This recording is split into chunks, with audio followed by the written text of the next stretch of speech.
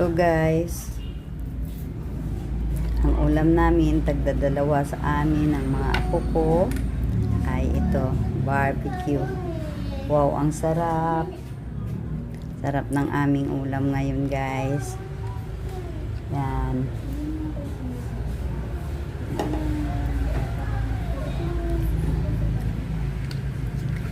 Ang sarap ng ulam namin guys ngayon. Barbecue. Paborito ng mga apo ko ngayon ang aming ulam. Masarap. Gusto nila yan eh. Barbecue kaya lang siyempre mahal guys. Ang isa niyan ay 20. Yan.